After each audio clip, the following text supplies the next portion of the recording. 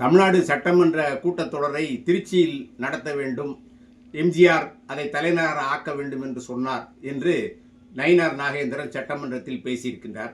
இதேபோல இந்திய நாடாளுமன்ற கூட்டத்தை சென்னை அல்லது பெங்களூருவில் நடத்த வேண்டும், உச்சநீதிமன்றத்தின் கிளையை சென்னையில் அமைக்க வேண்டும் என்ற கோரிக்கைகள் இருக்கின்றன. மராட்டிய மாநிலத்தில் நாக்பூர் என்பது விதர்பா பகுதி. அங்கே 14 நாடாளுமன்ற தொகுதிகளை தனியாக பிரித்து அதை ஒரு விதர்பா மாநிலம் அமைக்க வேண்டும் என்ற கோரிக்கை எழுந்தது. எனவே மராட்டிய அரசு அங்கே ஒரு சட்டமன்றத்தை கட்டி ஒரு கூட்டத்தொடரை அங்கே நடத்துகின்றார்கள். வரலாற்றில் முதன்முறையாக கடந்த ஆண்டு மராட்டியத்தின் புதிய அரசு நாக்பூரில் பொறுப்பேற்றது. இப்போதைய முதல்வர் தேவேந்திர பட்னவிஸ் நாக்பூர்காரர் என்பதற்காகவே முதல்வராக்கப்பட்டார். கர்நாடகத்தில் பெல்காம் மாவட்டத்தை மராட்டிய மாநிலத்துடன் சேர்க்க வேண்டும், அங்கே மராட்டி மொழி பேசுவோர் பெரும்பான்மை. மகாராஷ்டிரா ஏகீகரண் சமிதி என்ற கட்சி 80களில் 18 சட்டமன்ற தொகுதிகளில் வெற்றி பெற்றது.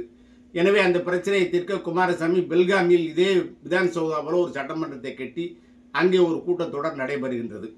காஷ்மீரில் கோடைகால தலைநகர், குளிர்கால தலைநகர் ஸ்ரீநகர், ஜம்முவில் கூட்டம் நடைபெறுகிறது. தமிழ்நாட்டில் அப்படி நடத்த வேண்டும் என்றால் திருச்சி அல்ல, மதுரையில் தான் நடத்த வேண்டும். கன்னியாகுமரியில் கூட நடத்தலாம், அங்கே இட வசதி இல்லை.